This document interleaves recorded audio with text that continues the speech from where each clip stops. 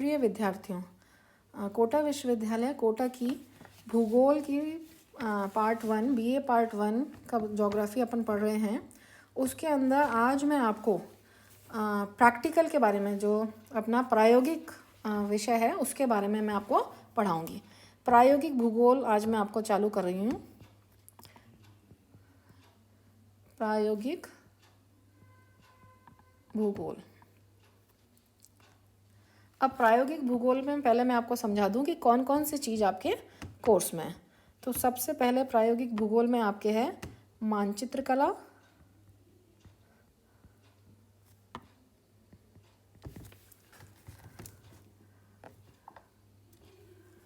मानचित्र कला के अंदर मानचित्र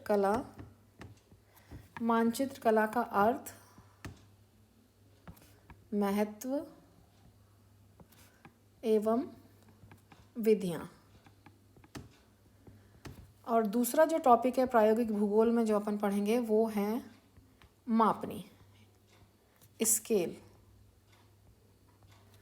अब स्केल के प्रकार वो अपन बाद में जब डिटेल पढ़ेंगे, जब पढ़ेंगे सरल मापनी, तुलनात्मक मापनी और विकर्ण मापनी।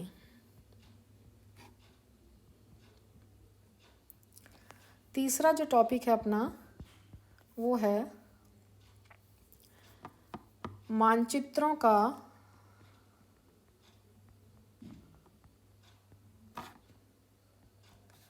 लघुकरण, विवर्धन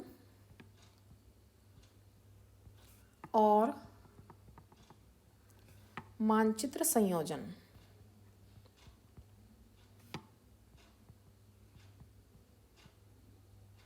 इसका मतलब है मानचित्रों का लघुकरण, विवर्धन मतलब enlargement and reduction of maps, और मानचित्रों का संयोजन मतलब कॉम्बिनेशन ऑफ मैप्स। जब डिटेल में आपको पढ़ाऊंगी तब एक एक आपको विस्तार से बताऊंगी।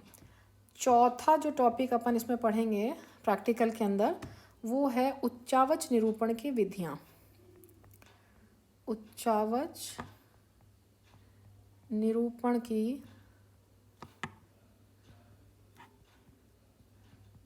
विधियां, methods of representing relief features. उसके बाद जो पांचवा आपका टॉपिक है ये स्टैट्स का है।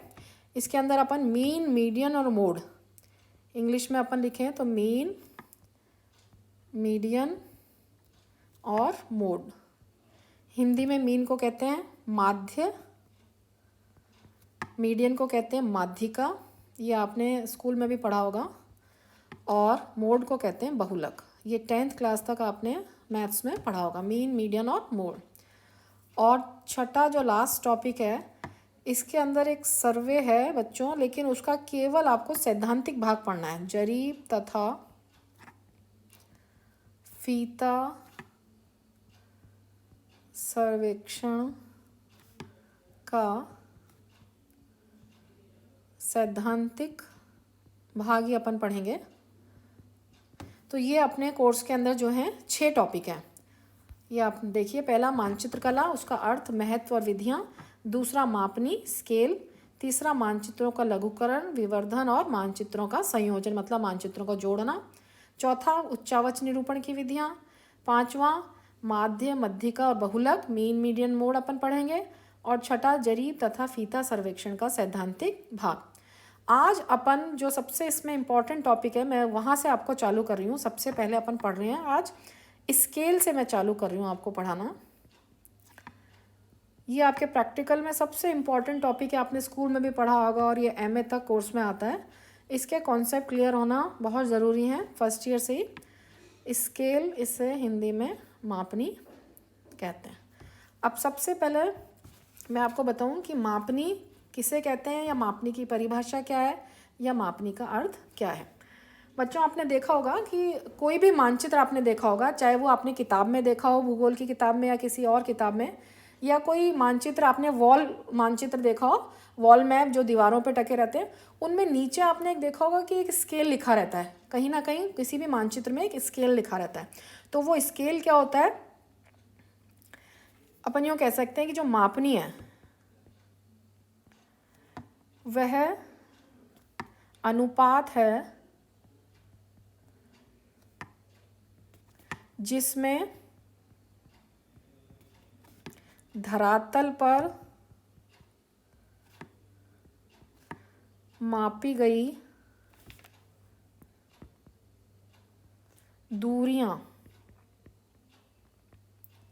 दूरियों को छोटा करके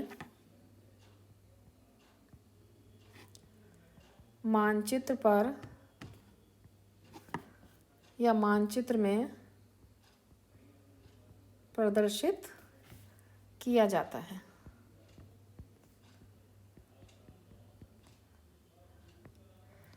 या दूसरे शब्दों में अपन स्केल को ये कह सकते हैं, शॉर्ट फॉर्म में मैं आपको समझा दूं कि जैसे दो धरातल के दो बिंदु हैं, धरातल के उन्हीं दो बिंदुओं की दूरी और मानचित्र पर उन्हीं दो बिंदुओं के बीच की जो दूरी है उसको मापनी कहते हैं। तो अगर इसको अपन दूसरी भाषा में सरल शब्दों में देखें कि कोई भी जैसे दो बिंदु हैं, कि दिए गए कोई भी दो बिंदु, दिए गए दो बिंदुओं के बीच की मानचित्र पर मापी गई सीधी दूरी तथा उन बिंदुओं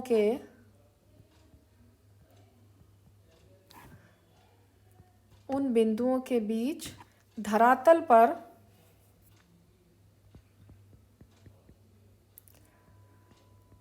मापी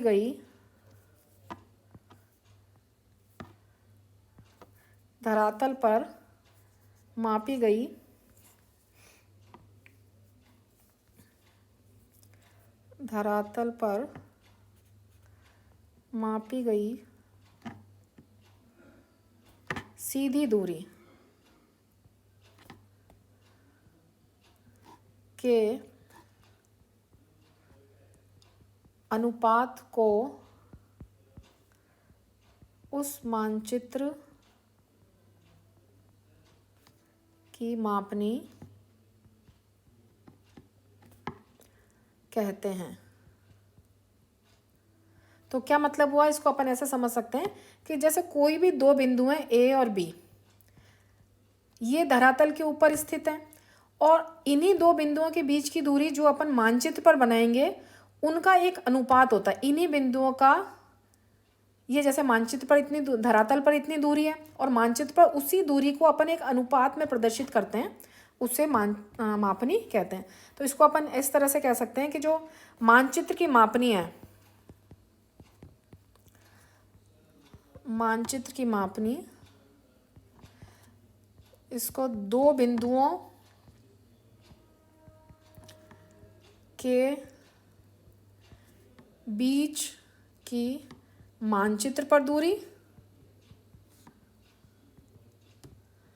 और अपॉन उन बिंदुओं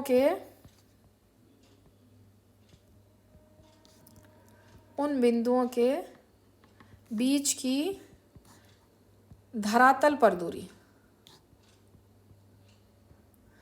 अब जैसे जैसे मैं आपको ये डिटेल में पढ़ाऊंगी तो आप समझ जाओगे।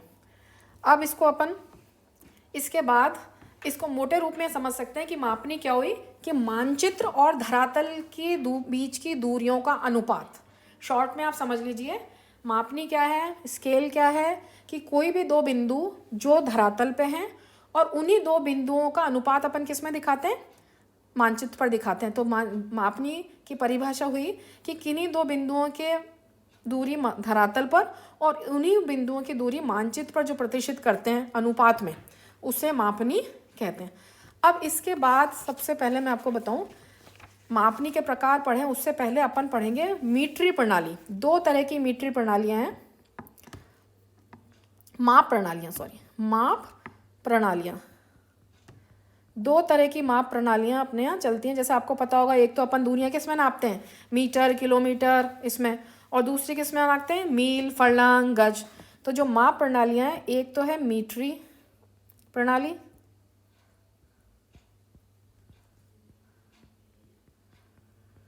और दूसरी है ब्रिटिश प्रणाली। ब्रिटिश प्रणाली, जब पहले अंग्रेज़ों का शासन था, जब तक ब्रिटिश प्रणाली काम में ली जाती थी या चलती थी। अब अपने यहाँ मीट्री प्रणाली, स्वतंत्रता के बाद मीट्री प्रणाली का ही अपन प्रयोग करते हैं। अब मीट्री प्रणाली के अंदर ये जो मैं आपको चार्ट बना रही हूँ, मैं आपको PDF भी डाल दूँगी आपके ग्रुप के ऊपर। ये बहुत इंपॉर्टेंट है, इसे आप बिल्कुल दिमाग में बैठा लें या लिख लें कागज़ के ऊपर एकदम, क्योंकि जो भी स्केल अपन आगे पढ़ेंगे तो जो अभी मैं आपको चार्ट बताने जा रही हूँ वो सारा की सारा उसके ऊपर निर्भर करेगा। अब मीट्री प्रणाली में जो सबसे बड़ी इकाई होती है बच्चों, वो होती है किलोमीटर। मीट्री प्रणाली की सबसे बड़ी इकाई है किलोमीटर। अब आप देखिए कि 1 किलोमीटर के अंदर 1,00,000 सेंटीमीटर होते हैं। ये आप बहुत अच्छे से याद कर लो, 5 जीरो लगा देना, 1,00,000 हो जाएगा। 1 किलोमीटर में 1,00,000 सेंटीमीटर होते हैं। किलोमीटर से छोटी इकाई होती है हेक्टोमीटर। हेक्टोमीटर, और एक हेक्टोमीटर में 10,000 सेंटीमीटर होते हैं। ठीक है। हेक्टोमीटर से छोटी इकाई होती है डेकामीटर। डेकामीटर, और एक डेकामीटर में 1,000 सेंटीमीटर होते हैं। डेकामीटर से छोटी इकाई होती है मीटर, और 1 मीटर में जैसे कि आपको पता है 100 सेंटीमीटर होते हैं। और मीटर से छोटी इकाई होती है डेसीमीटर। डेसीमीटर, और 1 डेसीमीटर में 10 सेंटीमीटर होते हैं। तो ये हो गया। और डेसीमीटर से छोटा आपको पता ही है सेंटीमीटर। 1 सेंटीमीटर, और 1 सेंटीमीटर में 1 सेंटीमीटर, क्योंकि अपन सेंटीमीटर तक ही जा रहे हैं, उससे नीचे नहीं जा रहे हैं।